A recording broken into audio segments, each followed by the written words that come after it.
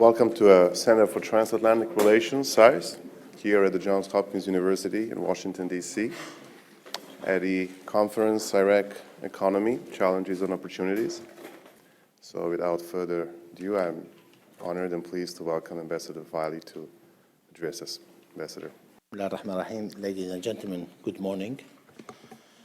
First of all, let me thank you for your introduction and for setting up this conference and for focusing our minds on the situation in Iraq, primarily from an economical perspective.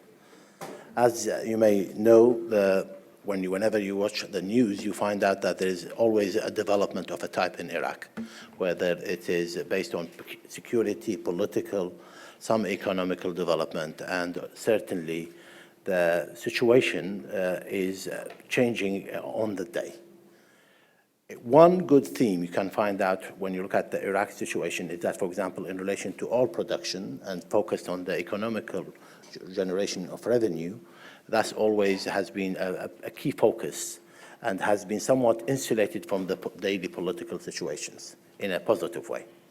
On the other side, you can always find out that the political desire, the social desire for getting rid of ISIS and getting rid of terrorism as a key threat to the stability of the country is always there as well.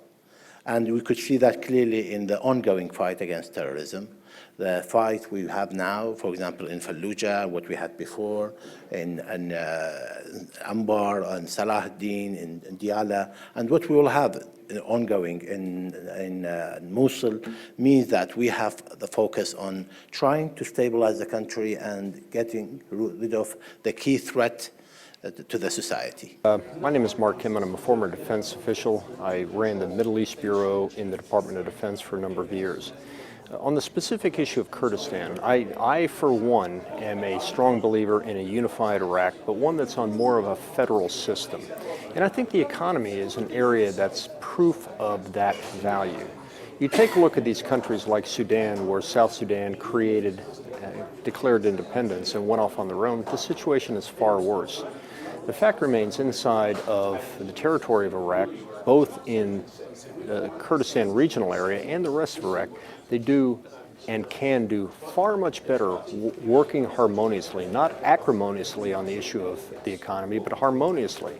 Trade between the north and the south can make the entire country better off, to include the people up north. So I would hope that in the years to come, we try to break down those trade barriers that's preventing the very, very productive north from working and trading with the south. In many ways, you could have the north be the producers and the south of Iraq be the consumers. And that's what all of us hope for, which is an improved economy within Iraq in general and up north in particular. Of the public sector is essential to cope with the uncertainty. Let's see what's going to happen in the future.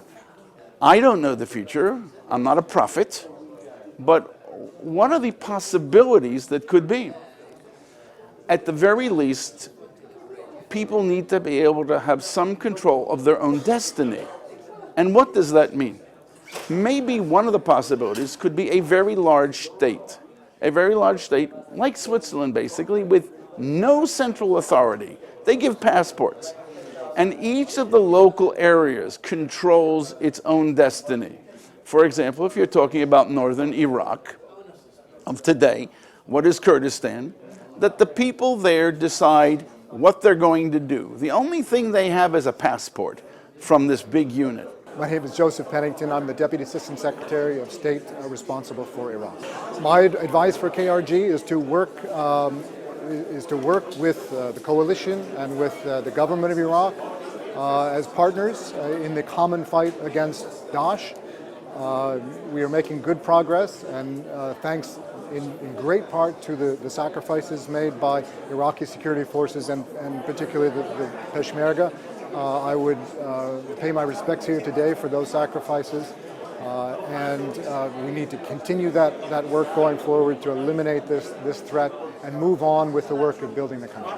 So the first point I want to talk about very quickly is diversifying the economy. Now, this is what we hear from the representatives of the Iraqi government. We hear it from the representatives of the KRG, and it's front and center in the reports of the IMF and the World Bank on both economies, both the Iraqi economy and the regional economy. Yes, I'm Joe Graziano. I work for the Department of Defense Inspector General's office. However, I'm speaking on behalf of myself and happy to give my thoughts. I served in Iraq in uniform as a soldier, and also have been to Erbil both as a soldier and as a businessman, so I'm familiar with Kurdistan. Well, obviously, in the current form with the Kurdish regional government and a semi-autonomous region, Kurdistan is already extremely important for stability in the region. I'm well aware of that, and I did have the privilege of meeting with Prime Minister Barzani a few years ago and partially discussing this. If Kurdistan were to become an independent state, my guess is it would play an even more important role in stability in the region. It would probably become be a very good friend of the United States, a very good partner of the United States. Obviously, these are very big issues for the Kurdish people to decide, and then for the U.S. to decide whether to recognize or not. But certainly, my guess is the Kurdish people and Kurdistan has been a very good friend of the United States and will become even more so down the road. So the question that has been posed for this panel is centralization or decentralization? Well, of course, I think the answer is decentralization. If we look at the history of Iraq, centralization has led to catastrophe, whether it's political or economic centralization. Under the Ba'athist regime, the economy was devastated, the Iraqi economy, but particularly the economy in Kurdistan. The backbone of Kurdistan's economy up to about 1976, late 70s, the backbone of the economy was agriculture. About 70% of Kurdistan's workforce worked in agriculture. My name is Adil Al-Saidali. I am the chairman of the Council for Iraqi-American Relations, which is an NGO here in Washington.